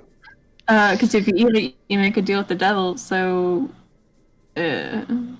well, devil may be a strong word, but I mean, kind of like what Carter did. Yeah, but Carter was a literal child. I'm a super cool wizard. Hello. It would be dope. Do you have any arguments against that? You look like you're 16. Yeah. Hina, okay. I'm gonna say in the back of your head, you can kind of feel this kind of wishy-washy feel from Feronia. She doesn't feel too strongly against or for this specifically, and you can tell it's because the patron itself idealizes nature. So this isn't necessarily bad in her eyes, but it's not necessarily good either. It's like a neutral kind of statement. So you don't feel, if that makes sense. You don't really feel like that's kind of how she feels about the whole situation. So wait, was I the only one that had this dream? Nobody else talked to wait, I saw someone else in the said dream, right? Yes, you did. I had this said Wait a Did you dream. have the noodle dream? I'm sorry. What did he say? What was the last word? I have no idea. You have the no dream? No dream. No, the noodle dream, and then I Oh, the noodle apologized. dream. Well, no, it was not the noodle dream. But yeah, you, Eli, I saw you there. Did Good, we you had a grand old time. did you find a fruit on the bedside table? And that's not an I innuendo? did find the fruit on the bedside table, but I like to make my own decisions. So did you make your own decision to eat it? I made my own decision to not eat it. Mm. Mm. The turns are tabled. Oh, it seems. Not gonna lie, it seems real tempting. Um, I mean, nature is pretty cool. I know a lot about arcane stuff, but this is a subsection of the world that I don't really get a part of. And hey, look, like I said, it's not the devil. He's just a dude who Wants likes, you to do stuff for him, and yeah, you can't like, act against him. yeah, like, hey, will you grow some tomatoes for me because there's not enough plants over here? And yeah, cool, I can do that. I can grow some tomatoes. All right. There's gonna be more repercussions, but let's continue. Why would Okay. a man that wants you to grow tomatoes kill the head of the South Peninsula? Yes. Well, he didn't. A scary plant guy with an axe did. So that's completely different. Ah, were they not the same person?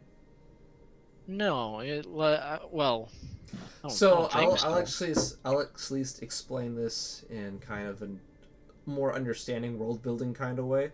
You can make a deal with a patron, and they will have you do certain things, but it's not like laws or commands like a god you have to follow. They'll just give you like a command that sometimes you have to follow, but you still have like all your personal free will. You can break that command whenever you want. In terms of this, you don't know whether or not this was really a command from the Vardant, or if it was that this guy just wanted to side with the five heads in killing Seto Kaiba. So, Oh, okay. Yeah, I would bet it's that one because I know of a certain entity with five heads, or a general idea with five heads that's related to certain things that do or don't like certain things. And I think he was killing him because of us. And so I think the five heads are again. Oh, five head. Got the. I just made it. Never mind. Sorry. Yeah, the other Twitch emote. Never mind. I think five heads are against us, but I don't think Plant Man's. Like, well, okay, I don't think the Vardant is against us. I think Plant Man was acting independently. You know what? I am a creature of free will, and if he suggests something that I don't like, I can just not do it. And if I lose those powers, then that's a choice I'll have to make in the future. But I want to pull the fruit out of my pocket and very like ceremoniously like take a bite out of it. you Like eat of the plant in front of chomp. everyone, and instantly you hear in the back of your head, and the pact is sealed. And you can feel almost your skin just looks a little bit waxier almost, um, and for some reason you feel a little bit of the sun from outside hits some of your open bare skin, and it almost feels like you feel like your stomach's getting full, weirdly enough. Mmm. tasty. So you've eaten of this. You get to gain all the benefits we talked about. Mm-hmm. Yeah, so those are the things that we'll talk about kind of in secret what you get. So there we go. With that, Cool. I'll let you guys decide what you want to do from here, and that's how we're going to end it. So I know what direction to kind of plan towards while we're in between, since it's 10 o'clock.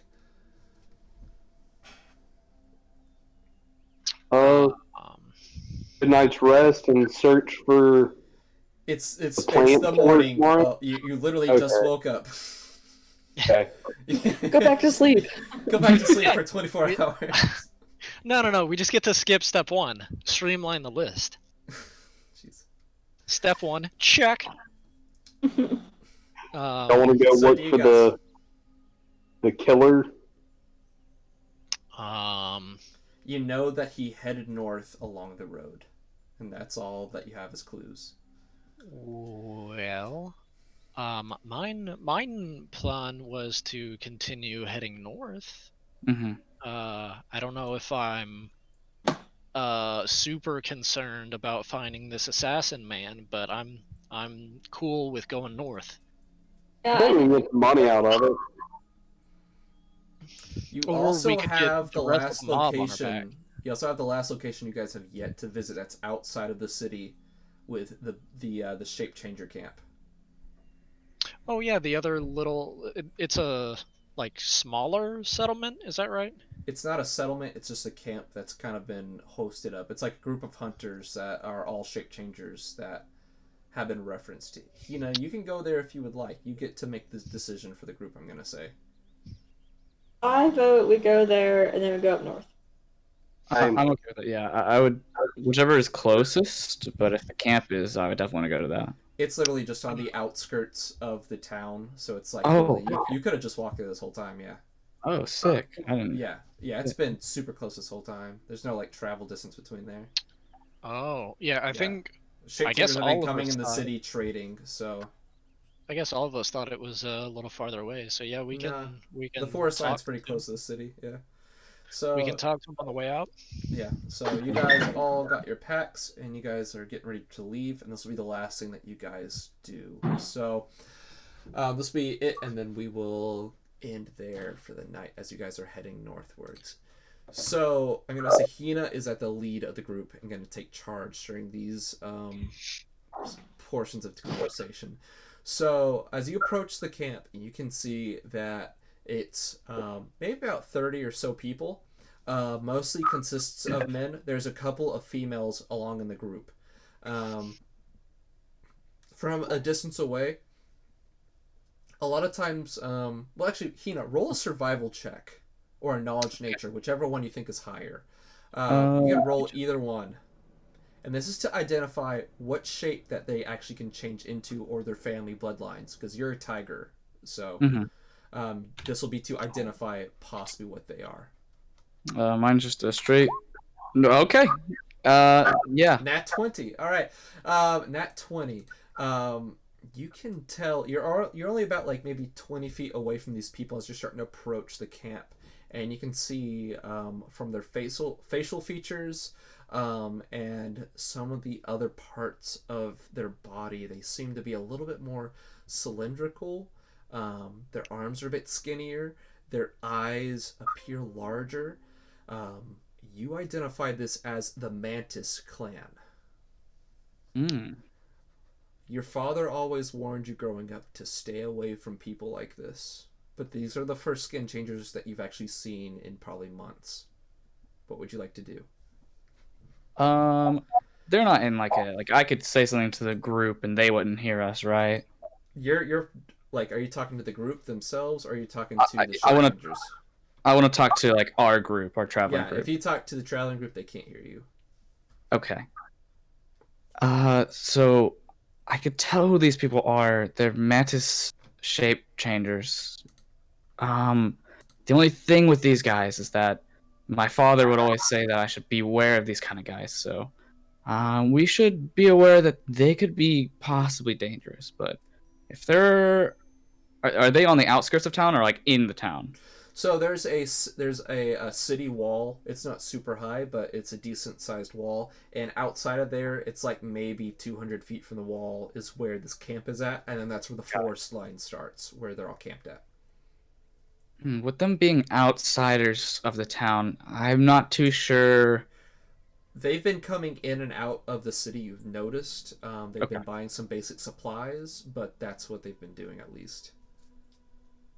Seems like they can deal with the townsfolk, but I'm not too sure on how they'll act for us. So I just want to give a warning if we still want to contact them, but I'll leave that up to you guys. Let's do it. Cool. I'll lead the way then, and then I'll just try and introduce ourselves to them. Whoever notices first, I guess. So there's one what looks like a lady who's on the outskirts of the camp, and she yells into the people and she says, "Oh, it looks like we got an old skin changer here. An old paladin's come up. It looks like a little rookie. Hey guys, come check this out." And then you can see that a large amount of the group start coming out of their tents or whatever they're doing. They all just start eyeballing all you guys, and then one man who seems to stand about a head taller than everyone else. He has a little bit larger eyes than everyone else too. Approaches you, and he says, "It's been a long time since I've seen one of my own kind. That's not part of our clan, at least. So what's your name, girl? What brings you here?" Hello, my name is Hina Sukamori. Sukamori, huh? Yes. What do you have to do with us? Isn't it your clan who sent us outside of the forest of home? I apologize. I must have still been a child or in my teens when that happened. Currently, I'm the only last member of the Sukimori family, so I'm sorry if that happened to you folk, but I'm not too aware of the history. Well, a skin changer's a skin changer, and that's all I can say. Welcome to our clan. Thank you. So, as you can see here, we're some of the last remnants of our kind. We're mantiskin. We spend most of our day just foraging and exploring the woods hunting, but we're on a trail of a possible gift from Feronia. And it's going to be northeast of here, actually, where we're heading to. If you would like, possibly meet up with us there, too, if you're going there, too. You want to know the location we're heading to? I would like to know. I'd say I'm interested, at least. We're going to Raros. There's an old temple to Abadar, but also Feronia is also listed there. Apparently an old temple sits forgotten about some sort of old artifact she may have left there. Anyways, we hope to get it, and we got some ideas about what we want to use it for. Do you know what it does? Well, we think it has something to do with our shape changing, so it might possibly amplify it. We aren't really sure, actually, but we'll see when we get there. Anyways, that's our main goal right now. Head to Raros, and hopefully we'll find ourselves a little bit of something to maybe coin ourselves off and maybe use it for some of our own goals. See, sounds interesting for sure. Yeah. So tell me, girl, do you hate the dwarves? I would say so. Whoa. Then I think we have our own allegiances aligned in the same eyes. You'll probably want to help us to get that thing out of Raros with what we have planned for it. Anyways, we'll be leaving here in a couple of days, and we plan just to rush our way all the way to that city. We leave in the morning. Are you guys out today? We'll be leaving town soon, yes. I believe today is the day, yes. Okay, well, you be safe out there. I heard there's a drake on the loose north of here in the mountains. Got it. We'll keep a lookout. Thank you for letting us know. All right. Well, you all be safe now. Hopefully we'll see you back out there in Raros. All right. Yes. See ya. And he sits back down, and most everyone goes back to what they're doing. And you guys are left to your own devices at this point. Are you guys ready to start heading north, or are you good at this point? Yes or no? I'm cool to head north. Okay. Yeah, me too. All right. I don't guess there's anything left to, cause so does Eli have to keep the port key like on him for us to go back to the place, or is it like magically bound to him? I think it's on an arm. It is soul bound to Eli. So Gotcha. So if you're not you gonna, like, ever leave home enter without into the keys. yeah, so if I'll let you know if for some reason Dalton is not playing for that week, or he decided to play a different character, you all will still be able to access the building without him. So you're not Okay. locked with him having to play to get there. But that's how it works. Yeah. All right. So that's where we're going to end it for this week. Any other questions about anything that's happened or anything? Good. Oh.